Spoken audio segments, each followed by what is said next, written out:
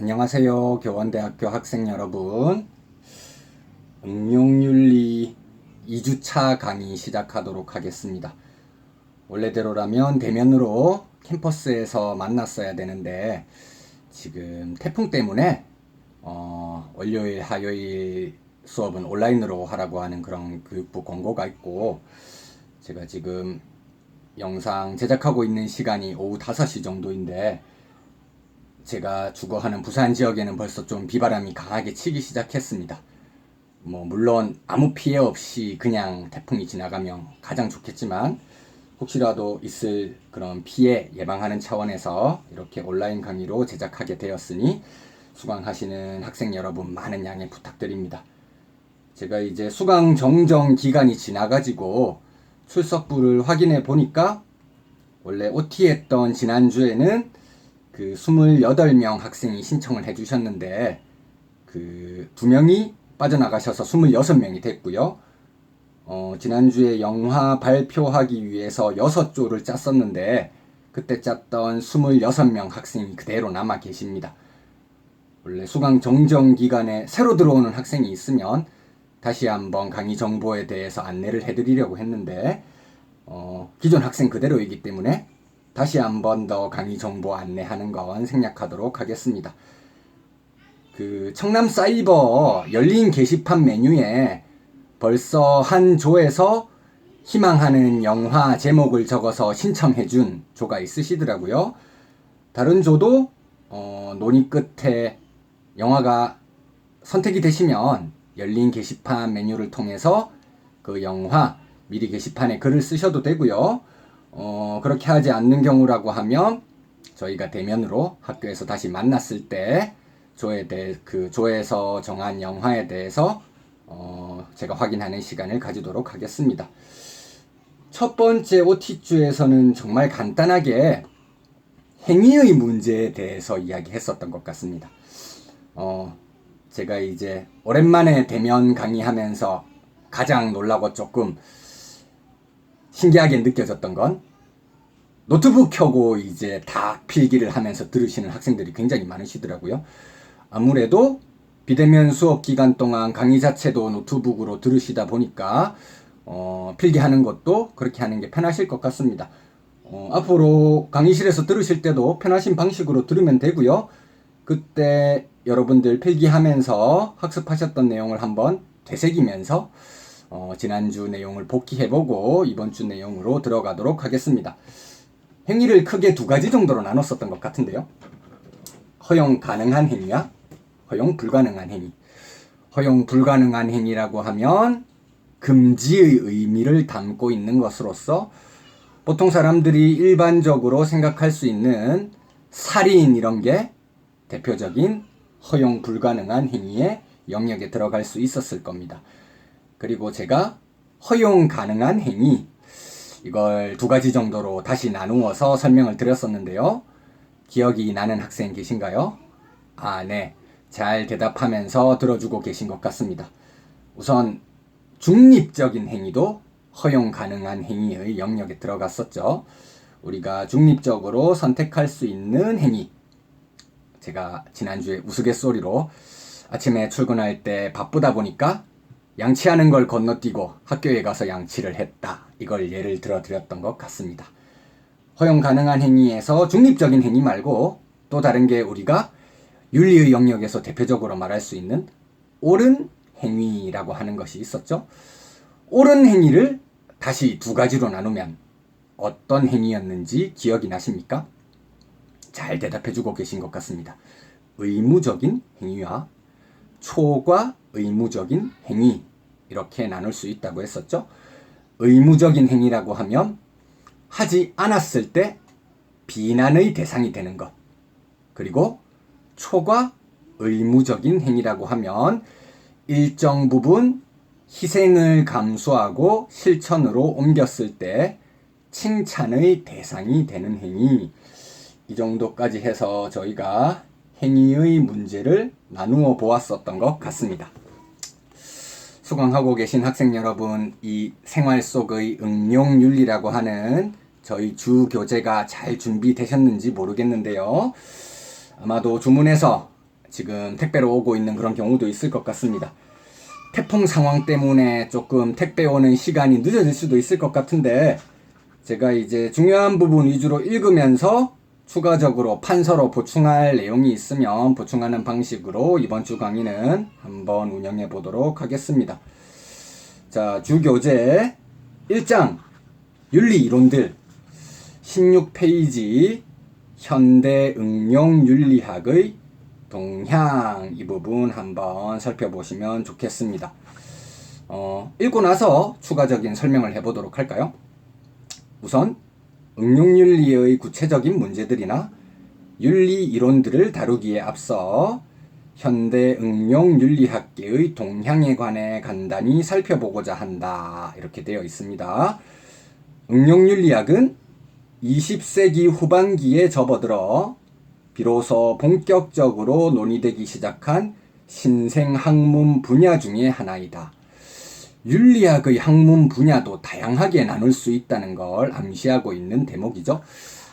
여러분들 생활과 윤리, 학생 때도 응시를 해보셨을 것이고, 나중에 학교 현장 나가면 실제 풀이한 다음에 학생들에게 해설도 해주셔야 되니까 친밀하게 계속 그 문제 6월, 9월 수능 풀면서 숙지할 수 있어야 되겠죠?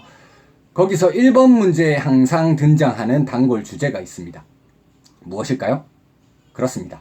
윤리학의 분류에 대한 내용이죠. 그런 내용들을 지금 책에서 소개하려고 하는 것 같습니다. 그래서 저도 지금 1교시 시간에는 이 내용을 한번 필기를 해볼까 합니다. 제목은 잘 보이시나요? 윤리 현상을 연구하는 방법. 윤리 현상을 연구하는 방법이라고 썼습니다. 자, 그런 내용들이 저희 주교재에서 나올 것 같습니다. 윤리학 자체는 역사가 오래된 학문이지만 현실 문제를 다루기보다 대체로 이론적 차원의 논의에 머물러 있었다. 그것도 1960년대까지는 거의 한 세기 가깝게 주로 도덕적 지식의 본질이나 주요 도덕 용어의 의미에 관한 기술적 문제를 논하는데 몰두해 있었다. 여러분들 막 떠오르시죠? 규범윤리학, 기술윤리학, 이런 내용들이 떠오르는 대목인데요. 여기서 제가 조금 재미있는 개념과 함께 여러분들께 설명해 드리면 이해하는 것에 좀 더 용이할 것 같습니다.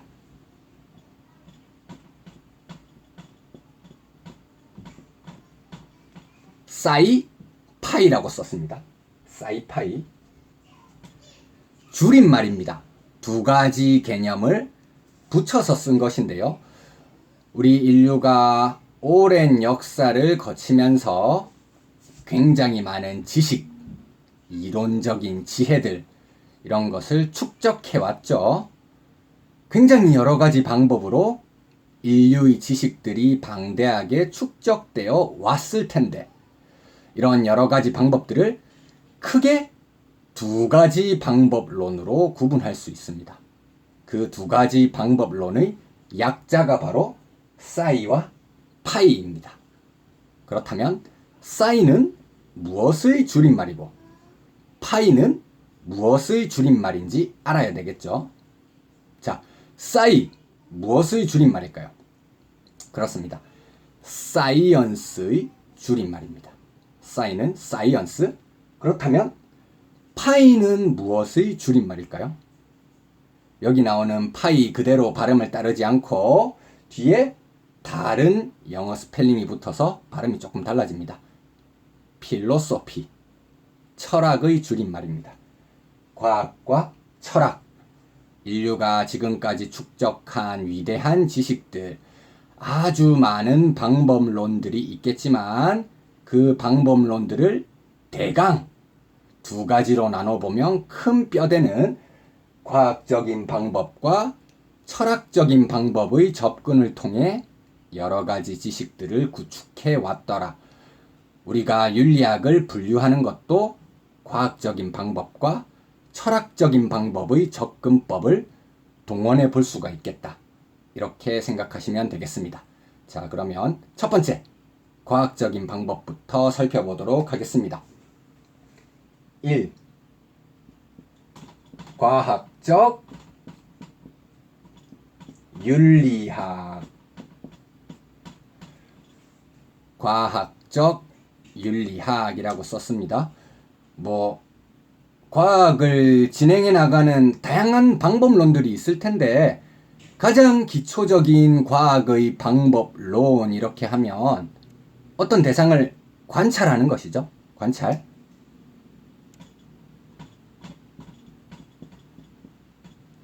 관찰이라고 하는 게 과학의 가장 대표적인 방법론이 될 겁니다. 이 관찰에서 여러 가지 사건들의 연쇄 관계를 살펴본 이후에 원인과 결과의 인과관계를 서술하게 되어 있고요. 이런 원인과 관계의 인과관계를 서술하는 것에 있어서 이 경우에는 다소간 가치 중립적으로 사실적인 측면에 대한 기술이 중점적으로 이루어지죠. 그런 측면에서 볼 때 이 과학적 윤리학은 가치 중립적이다. 가치 평가를 가급적 지향하는 방식으로 이루어진다 라고 말할 수 있을 것 같습니다. 이까지 말하면 여러분들은 윤리학에 대해서 이미 어느 정도 알고 있는 학생들이죠. 저희 이 과목이 3학년 전공 선택으로 알고 있습니다. 가치 중립적으로 관찰이라고 하는 과학적 방법을 표방하는 윤리학의 연구 분야, 어떤 것이 있습니까? 너무 잘 대답해 주셨습니다. 바로 기술 윤리학이 여기에 들어가는 것이겠죠? 한번 써보겠습니다. 기술 윤리학. 기술 윤리학이 과학적 윤리학의 대표적인 사례입니다. 제일 처음에 이제 기술 윤리학이 태동하게 된 건 여러분들 문화 상대주의 많이들 들어보셨죠? 여기에서 이제 윤리적 상대주의와 연관되는 여러 가지 논의들도 함께 이어지기도 하는데요. 문화인류학이라고 하는 학문이 있었죠. 문화인류학. 지금은 완전히 지구촌 시대가 도래했지만 이제 근대에서 현대로 넘어가는 그 정도 시점에서 선진국이라고 할 수 있는 서부 쪽 이 지역에서 교통수단이 발달하다 보니까 비교적 오지라고 할 수 있는 지역들, 서구 사람들이 낯설다고 할 수 있는 여러 지역들에 대해서 탐색들이 이어지고 우리가 이번에 새롭게 발견한 지역에서는 이러이러한 새로운 문화를 가지고 있더라. 그 문화가 바람직하다, 바람직하지 않다라고 하는 가치평가는 일단 한 걸음 뒤로 물러두고 이 문화권에서는 어떤 풍습을 가지고 있더라를 객관적으로 기술해 나가는 방식의 연구들이 이어져 나갔었죠. 그 문화인류학의 연구 방법을 영향을 잘 받아서 이제 진행되고 있는 윤리학이 기술윤리학이라고 생각해 주시면 좋을 것 같습니다. 지금은 윤리학 시간이긴 한데 윤리학이라고 하는 게 여러분들 이론적인 내용을 공부하셔가지고 결국 학교 현장에서 학습자들에게 효과적으로 잘 교육을 시키셔야 되잖아요. 그래서 저희가 교육하는 영역 중에서도 임용의 큰 뼈대들이 있죠. 동양윤리, 서양윤리, 정치사상 이거 제외하고 실제로 굉장히 많은 문항이 출제되는 영역, 교과 교육학, 도덕과 교육론이라고 하는 것이 있는데 거기서도 기술윤리학적인 접근을 표방할 수 있는 분야가 하나 있습니다. 어떤 것인지 잘 감이 안 오신다고요? 윤리학 이야기하다가 왜 갑자기 교과 교육론 쪽으로 빠져서 말씀을 하시지? 충분히 그러실 수도 있습니다.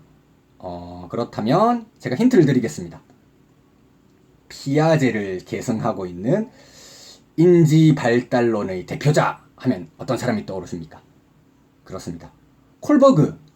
콜버그가 전기에서 강조했던 도덕성 발달 이론, 어떤 발달 이론을 주장했었죠? 맞습니다.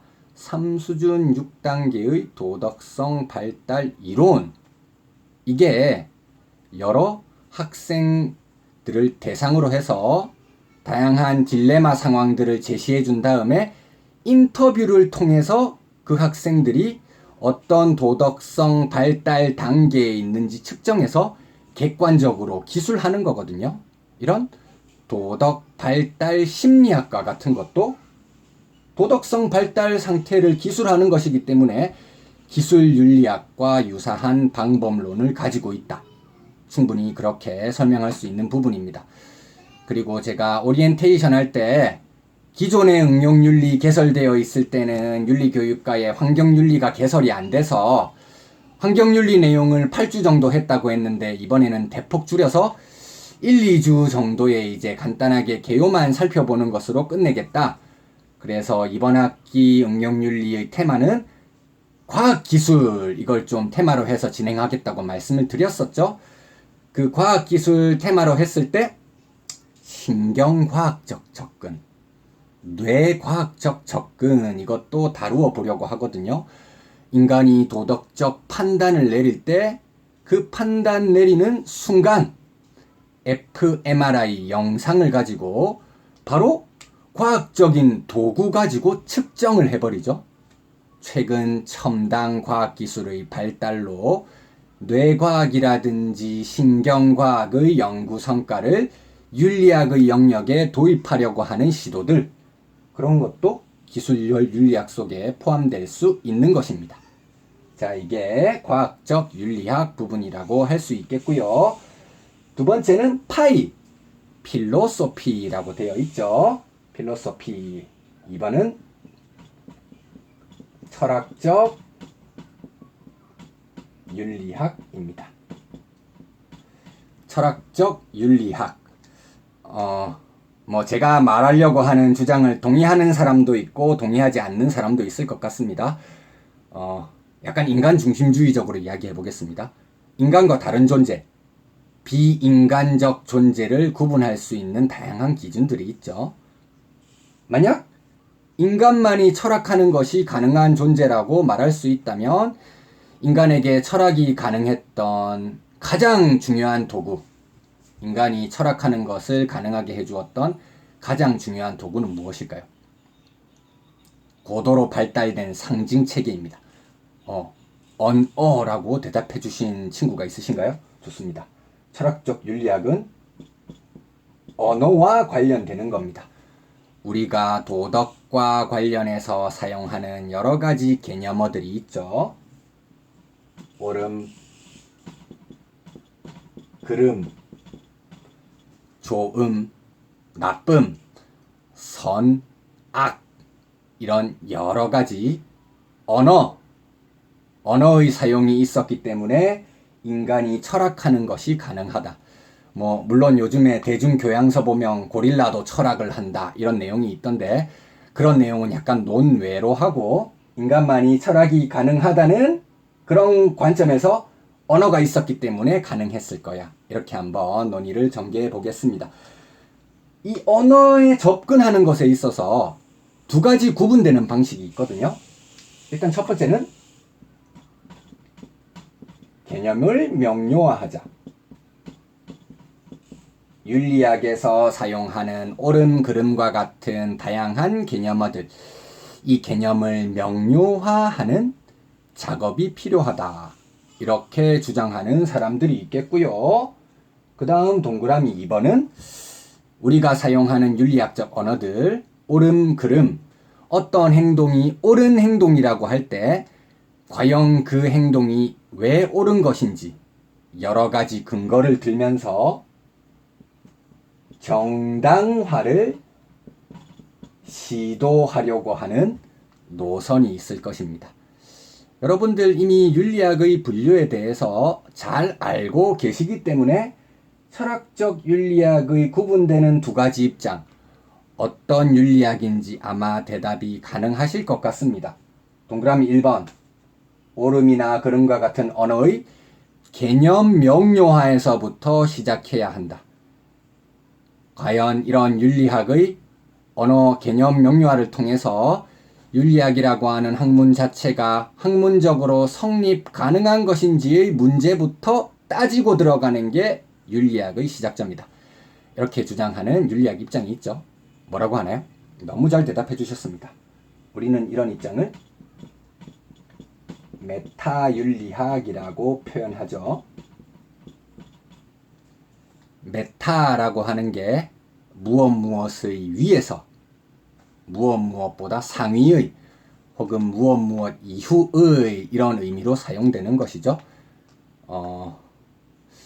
중세에서 사막에서 아리스토텔레스의 여러 가지 저작들이 발견되기 시작하고 그 당시 중세 그리스도교 윤리를 이론적으로 정당화하고자 했던 여러 종교학자 내지 철학자들한테 이제 각광을 받기 시작하면서 아리스토텔레스 저작들이 가지고 있는 큰 장점이 있었죠. 대학교 강의록과 같은 형태로 만들어져 있어서 굉장히 이해가 하기 쉬웠던 것인데 각 교재마다 앞에 제목이 붙어 있는 그런 표지들도 다 있었거든요. 그런데 안타깝게도 딱 한 권이 표지가 유실되어 있는 상태로 발견이 되었죠. 그 책이 자연학, 피지스라고 하는 책 이후에 발견된 책이라고 해서 메타피지스, 형이상학이라고 하는 이름이 붙었다고 알려져 있죠. 메타라는 말 자체가 이런 어원을 가지고 있습니다. 무엇 이후의 혹은 무엇보다 상위의. 여러분들 나중에 교사 되시고 나면 중간고사, 기말고사 출제하신 이후에 교과 협의록 쓰면서 내가 시험 문제 낸 게 과연 잘 냈느냐, 오답률이 적절하게 나왔느냐 평가를 다시 평가할 거거든요. 그런 것을 메타 평가라고 하죠. 위에서 살펴보는 거. 메타 윤리학도 우리가 윤리학이라는 걸 이야기하는데 과연 그것이 성립 가능한지 상위에서 다시 한번 검토해 보겠다. 윤리학에서 사용하는 개념어 그거부터 명료화하고 들어가자 말하는 것입니다. 메타 윤리학은 개념 명료하고요. 정당화 시도라고 하면 이제 마지막으로 남은 윤리학의 가장 중요한 또 영역이 하나가 있죠. 규범 윤리학이 될 겁니다.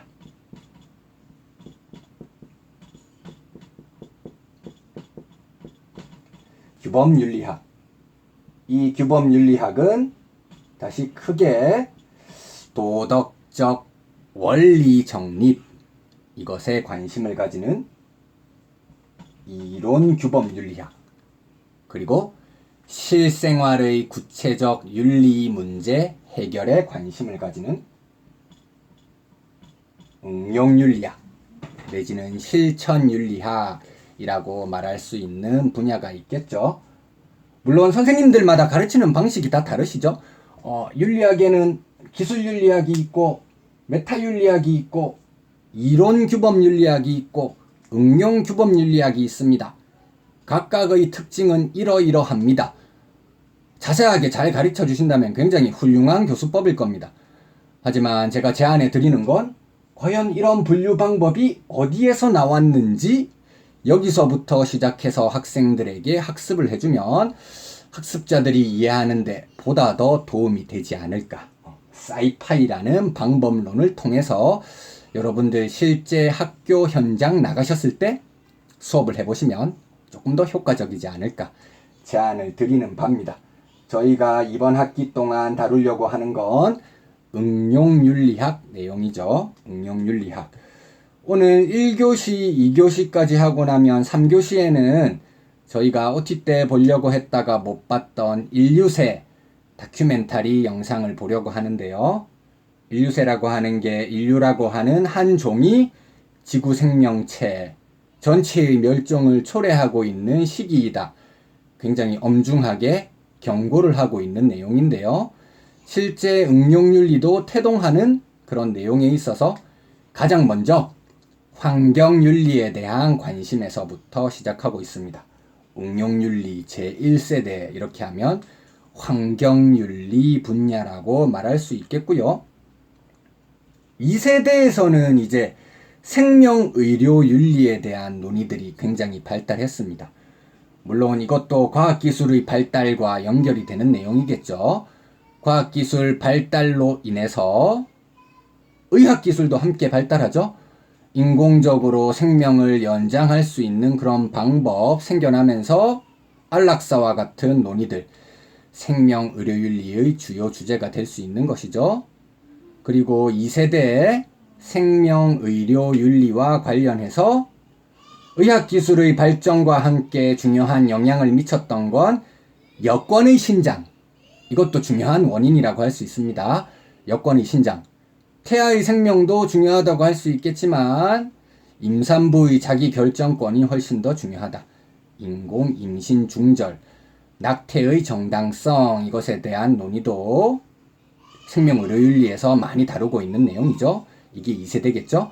응용윤리에서 1세대가 환경윤리, 2세대에서 관심을 가지던 게 생명의료윤리라고 하면 3세대는 아무래도 정보통신윤리라고 할 수 있겠죠.